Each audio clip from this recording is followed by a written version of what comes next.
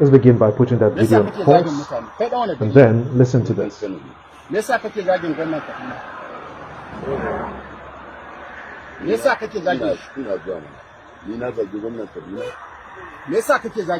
Okay.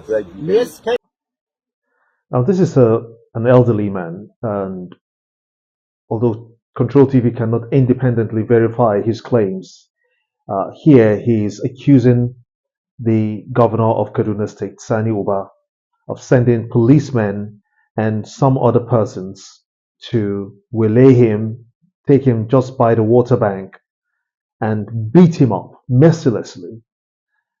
These are the kinds of threats that people face daily here when you are opposing or venting your own views to these political leaders. You see, we cannot continue like this as a country. I mean, this man, if he's young, he's just above 60 years old, but being beaten like this for no just cause. And the accusation, I know that for those of us that do not understand Hausa, what that video was saying was accusing the man that is being beaten, that why is he insulting the governor of Kaduna State? They've asked him where he is from. He says he's from Kano State. Is he from Kaduna State? He says no. And then they begin to flog him. And then the other video now, you can see the marks on his back where he was flogged by what he claims were policemen. He says he can actually identify one of the policemen if he's been brought before possible culprits of this heinous crime. But as we graduate towards 2027, these kind of scenes are very likely to play out more, but we don't want them to play out. We want this kind of draconian, this kind of jungle behavior to be cleared out. This possibly cannot be coming from the Nigerian police force, and if it is, then I'll be damned. But what the man has claimed right now is that he can identify one of the policemen who beat him up, saying that he has been insulting the governor of Kaduna State.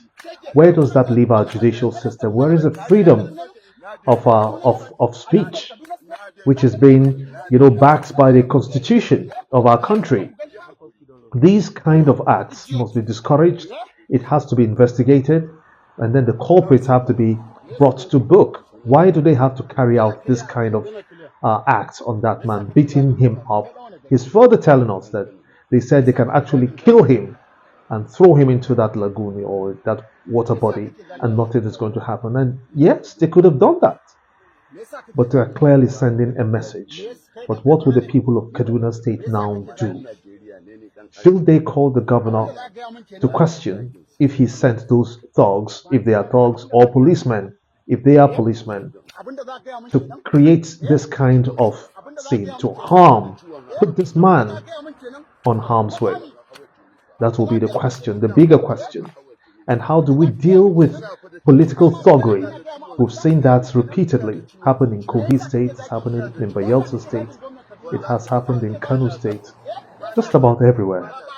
But we cannot continue like this as a people. Justice must be seen to have been done.